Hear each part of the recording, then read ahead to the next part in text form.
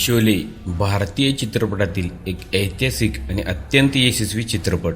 या चित्रपटातील अनेक संवाद आणि पात्रे आजही प्रेक्षकांच्या मनात कायम आहेत. त्यापैकी एक अजरामर पात्र म्हणजे ठाकूर बलदेव सिंह.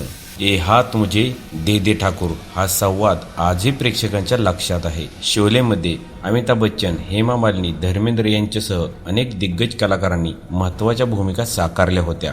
मात्र या सर्व कलाकारांसोबत चित्रपटातील प्रत्येक छोट्या मोठ्या पात्राने प्रेक्षकांच्या मनावर वेगळी छाप सोडली. या चित्रपटात ठाकूरची भूमिका साकारणारे अभिनेते म्हणजे संजीव कुमार. हे हिंदी चित्रपट सृष्टीतील अत्यंत प्रतिभावना आणि अष्टपैलू अभिनेते म्हणून ओळखले जात होते. शोले, आंधी, अंगूर, कोशिश यासारख्या अनेक गाजलेल्या चित्रपटांमधून त्यांनी आपल्या अभिनयाची वेगळी ओळख निर्माण केली होती.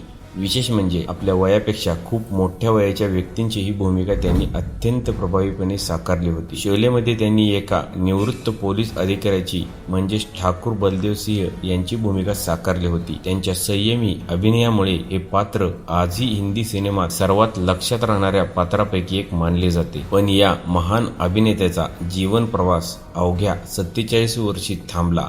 6 नोव्हेंबर 1985 रोजी संजीव कुमार हे हृदयविकाराच्या तीव्र झटक्याने निधन झाले. त्यांच्या अकाली निधनाने संपूर्ण हिंदी चित्रपटसृष्टीला मोठा धक्का बसला.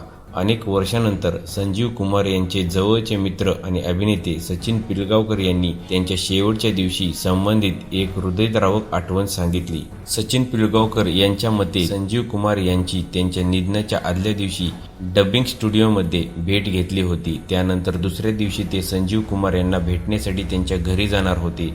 सचिन यांनी सांगितले की ते त्यांच्या घरी पोहोचल्यानंतर घरातील लोकांनी संजीव कुमार यांची तब्येत ठीक नसल्याचे सांगितले.